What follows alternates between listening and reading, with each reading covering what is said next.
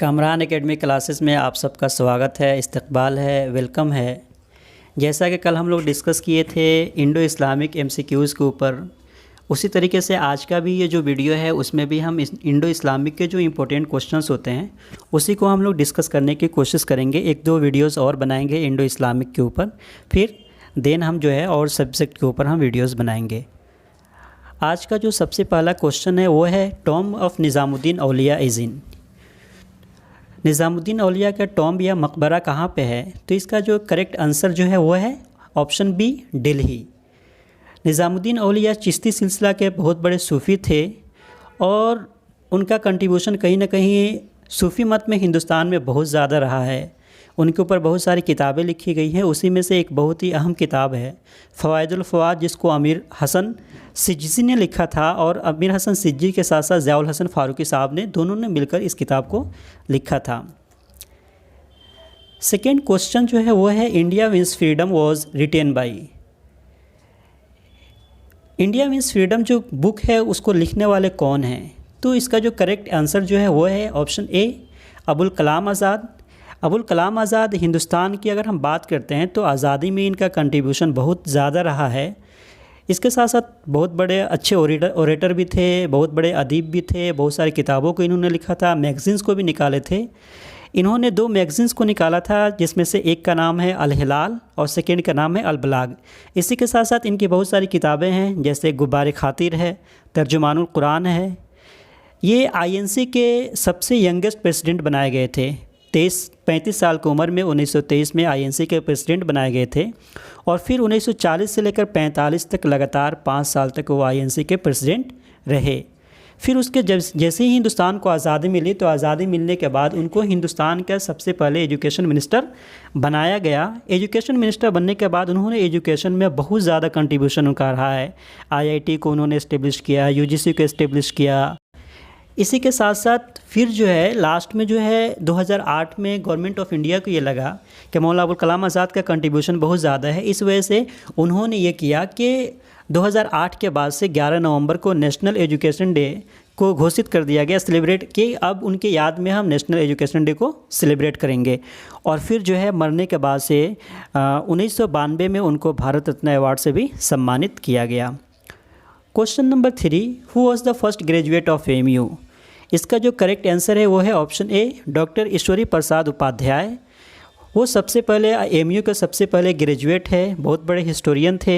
History में उनका contribution बहुत ज़्यादा रहा है।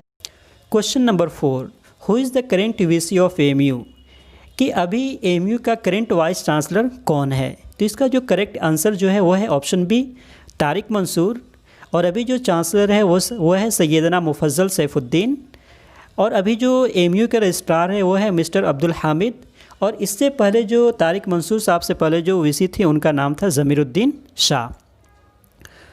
Question number 5, who started first Chishti Sufi silsila order in India? बात करते हैं अगर हम चिश्ती सिलसिला का, तो ये बहुत बड़े सूफ़ी, बहुत ज़्यादा जो मेन जो सूफ़ी थे कहीं ना कहीं वो चिश्ती सिलसिला से ही बिलोंग करते थे।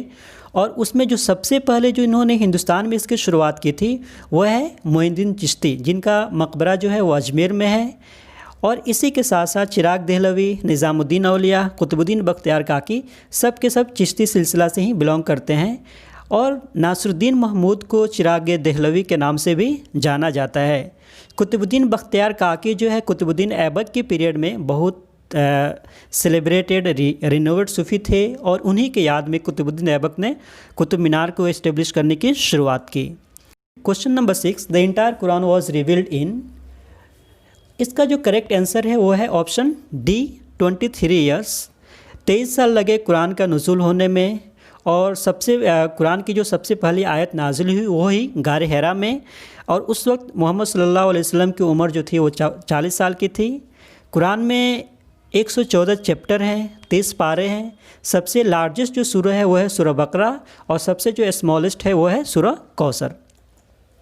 Question number 7, who was the father of sir Syed Ahmad Khan? इस तरीके के क्वेश्चंस बहुत ज़्यादा पूछे जाते हैं सर सैयद अहमद खान की ज़िंदगी से रिलेटेड। तो इसका जो करेक्ट आंसर है वो है ऑप्शन ए, मीर मुत्तकी। उनके दादा जो थे उनका नाम सैयद हादी था, उनके नाना जो थे उनका नाम था ख्वाजा फरीदुद्दीन, उनको हम अमीरुल मुल्क के नाम से भी जानते थे। उनके भाई का नाम सैयद मोहम्मद है। और सर सैयद अहमद ख़ान ने अपने नाना के ऊपर एक बुक भी लिखी थी जिसको हम सीरत फ़रीद के नाम से जानते हैं। Question number 8, the author of Bange Dara was, बांगे दरा का ऑथर कौन है? इसका जो करेक्ट आंसर है वो है ऑप्शन सी, अल्लामा इकबाल। अल्लामा इकबाल का कंट्रीब्यूशन भी बहुत ज़्यादा रहा है और उन्होंने बहुत सारी किताबें लिखी हैं, जैसे बांगे दरा है, ज़रब कलीम है, प्याम मशरिक़ है, बाल जिब्रील है। इसी के साथ साथ उनको पोएट ऑफ द ईस्ट या शायर मशरिक़ के नाम से भी जाना जाता है। और सेकेंड राउंड टेबल कॉन्फ्रेंस 1932 में भी उनको इनवाइट किया गया था कि वो जाए और वहाँ पे जाके उनका जो भी अपना विज़न है, आइडियाज़ है, उसको वो बताएं। तो इसका जो करेक्ट आंसर है वो है option C, Allama Iqbal. Question number 9, battle of Khanwa was fought between Babur and, battle of Khanwa Babur और उनके अलावा किन के दरमियान में हुई थी? तो इसका जो करेक्ट आंसर है वो है ऑप्शन बी, राणा संगा। बाबर जो है, अगर मुग़ल हुकूमत की हम बात करते हैं तो मुग़ल हुकूमत के जो बुनियाद डालने वाले हैं वो बाबर ही हैं। बाबर की पैदाइश जो होती है 1483 में फ़रगना में होती है और उसके बाद से वो हिंदुस्तान में सबसे पहले फर्स्ट बैटल ऑफ पानीपत होती है इब्राहिम लोदी के साथ। उसको जीतने के बाद से वो मुग़ल हुकूमत की इस्टेब्लिश करते हैं और फाउंडर होते हैं, वहीं मुग़ल हुकूमत के फाउंडर भी माने जाते हैं। उसी के साथ साथ उन्होंने बहुत इंपॉर्टेंट लड़ाइयाँ लड़ी थी। सबसे पहले जो है बैटल ऑफ पानीपत 1526 में उन्होंने इब्राहिम लोदी के साथ लड़ा था, उसको भी वो जीत गए थे। सेकेंड जो लड़ाई थी वो थी बैटल ऑफ खानवा, जो राणा संगा ऑफ मेवाड़ के साथ हुई थी 1527 में, उसको भी जीत गए थे। उसके बाद से 1528 में उनकी जो लड़ाई हुई थी वो थी मेदिनी राय के साथ और ये बैटल ऑफ चंदेरी के नाम से जाना जाता है, जो 1528 में लड़ी गई थी। इसमें भी बाबर जीत गए। और सबसे आखिरी जो लड़ाई है वो बैटल ऑफ घाघरा है, जो बाबर और बाबर के साथ साथ महमूद लोधी और नुसरत शाह के दरमियान में हुई थी और 1529 के लड़ाई को भी बाबर जीत गए थे। और जीतने के साथ साथ कहीं ना कहीं मुग़ल हुकूमत को बहुत ही वेल इस्टेब्लिश किया। इस्टेब्लिश करने के साथ साथ कहीं ना कहीं वो पढ़ने में भी बहुत ज़्यादा एक्सपर्ट थे, रुचि बहुत ज़्यादा थी। तो उन्होंने एक ऑटोबायोग्राफी भी लिखी जिसको हम तुज़्के बाबरी के नाम से जानते हैं। उसको उन्होंने टर्किश लैंग्वेज में लिखा था, जिसको बाद में अब्दुर्रहीम खान ने पर्शियन लैंग्वेज में ट्रांसलेट किया। और फिर 1530 में वो इंतकाल कर गए। इंतकाल करने के बाद से उनको जो बरीड किया गया वो आराम बाग लाहौर आगरा में किया गया। और फिर उनकी ख्वाहिश ये थी कि उनको काबुल में उनको ट्रांसफ़र कर दिया जाए, उनके बॉडी को। फिर उनके बाद से आराम बाग से उनको ट्रांसफ़र करके काबुल कर दिया गया। तो आज जो इब्राहिम लोधी का बाबर का जो मकबरा है वो आपको काबुल में है। Question number 10, which of the following work is not associated with Akbar, इसमें से कौन ऐसा वर्क है, काम है जो अकबर से एसोसिएट नहीं है? तो इसमें से अगर हम बात करते हैं तो जंजीरा अदल जो है वो अकबर के काम से एसोसिएट नहीं है। जंजीरा अदल जो है वो जहांगीर का बहुत ज़्यादा फेमस है। इबादत खाना को फतेहपुर सिकरी में अकबर ने इस्टेब्लिश किया था, आगरा फोर्ट को भी किया था, फतेहपुर सिकरी को भी किया था। और इसी के साथ साथ हम बात करते हैं तो बुलंद दरवाज़ा जो फतेहपुर सिकरी में है उसको भी इस्टेब्लिश करने वाले अकबर ही हैं। और अकबर ही के पीरियड में सेकेंड बैटल ऑफ पानीपत भी 1556 में लड़ी गई थी। Question number 11, who introduce Turkan चहलगानी, तुर्कान चहलगानी जो इंट्रोड्यूस करने वाले कौन थे? तो इसका जो करेक्ट आंसर जो है वो है ऑप्शन ए, इल्तुतमिश। और तुर्कान चहलगानी जो है वो 40 नोबल की एक कमेटी थी जिसको इल्तुतमिश ने बनाया था और वो सब के सब बहुत ज़्यादा पावरफुल थे।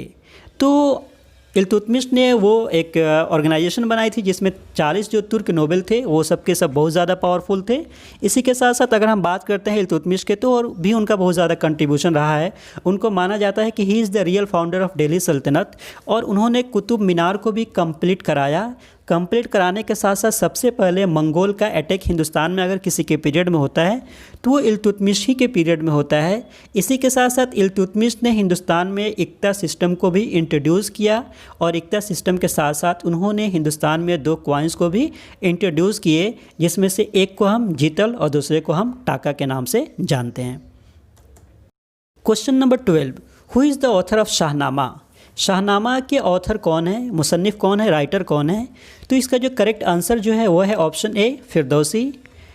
इसके साथ साथ जितने भी लोग हैं सब ने कोई ना कोई किताबें लिखी है। हसन निज़ामी की अगर हम बात करते हैं तो ताजुल मासिर इन्होंने लिखी है। अब्दुल कादिर बदायूनी की बात करते हैं तो इन्होंने बहुत फेमस किताब लिखी है और ये अकबर के कंटेम्प्रेरी थे। अब्दुल कादिर बदायूनी की जो किताब के नाम है वो है मुंतखबुत तवारीख। और इसी के साथ साथ पृथ्वीराज चौहान के ऊपर कलहन ने एक बहुत ही फेमस किताब लिखी है जिसको हम पृथ्वीराज रासो के नाम से जानते हैं। Question number 13, which among the following is a folk dance of Kerala.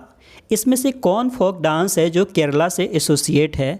तो अगर केरला की बात करते हैं तो केरला जो इसका जो करेक्ट आंसर जो है वो है ऑप्शन ए कथकली। इसी के साथ साथ केरला में एक और डांस बहुत ज़्यादा पॉपुलर है जिसको हम मोहिनीअट्टम के नाम से जानते हैं। कुचिपुड़ी जो है वो आंध्र प्रदेश से रिलेटेड है। भारतनाट्यम जो है वो तमिलनाडु से रिलेटेड है और गरबा जो है वो गुजरात से रिलेटेड है। Question number 14, when Nadir Shah invaded India who among the following was emperor at Delhi. Nadir Shah Hindustan में कब अटैक किए और इसी के साथ साथ उस वक्त हिंदुस्तान में दिल्ली में कौन रूलर थे। तो नादिर शाह जो थे वो ख़ासतौर से मुग़ल जो लेटर मुग़ल के पीरियड है उस वक्त उन्होंने अटैक किया था और जो पीरियड है वो है 1739 जिसको हम बैटल ऑफ करनाल के नाम से भी जानते हैं। और उस वक्त के जो रूलर थे वो थे मोहम्मद शाह। और मोहम्मद शाह कहीं ना कहीं नादिर शाह लूट कर पूरी दिल्ली को ही समझिए कि तहस नहस कर दिए थे और बहुत ही बेकार कंडीशन हो गई थी। तो नादिर शाह 1739 में बैटल ऑफ करनाल में मोहम्मद शाह को शिकस्त देते हैं और उसके बाद से कहीं ना कहीं लेटर मुग़ल की जो इस्टेब्लिशमेंट थी वो बहुत ही ज़्यादा वीक होती चली गई। Question number 15, which Mughal emperor gave the title of Raja to Ram Mohan Roy. Raja Ram Mohan Roy अगर हम बात करते हैं कि he is considered as the father of modern renaissance in India और उन्होंने एजुकेशन को बाहर से हासिल किया था, बहुत ही इनलाइटेंड थे वो। तो इनको राजा के टाइटल किसने दिया था। तो राजा के टाइटल की अगर हम बात करते हैं तो इसका जो करेक्ट आंसर है वो है ऑप्शन ए अकबर सेकेंड। इसी के साथ साथ राजा राम मोहन राय का और भी बहुत ज़्यादा कंट्रीब्यूशन है, जैसा कि इन्होंने ब्राह्मण समाज को 1828 में बुनियाद रखी थी।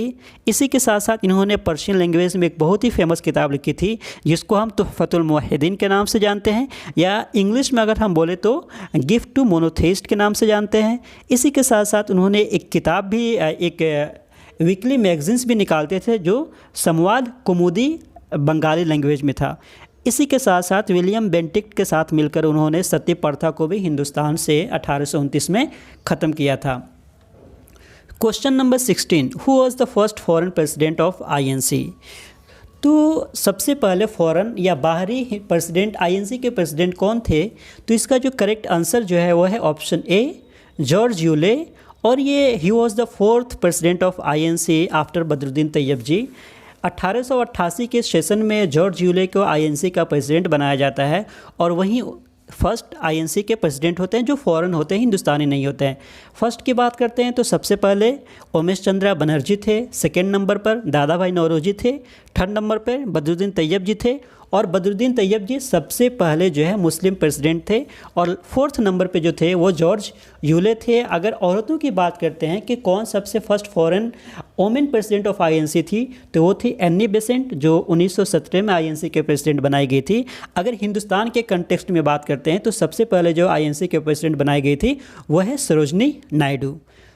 28 दिसंबर 1885 में आईएनसी की बुनियाद रखी गई थी और इसके जो फाउंडर जो माने जाते हैं वो है A O. Hume, Allan Octavian Hume के नाम से उनको जाना जाता है और वो उस वक्त के बहुत बड़े डिप्लोमेट थे और सबसे पहले जो प्रेसिडेंट आईएनसी के थे वो थे उमेश चंद्रा बनर्जी।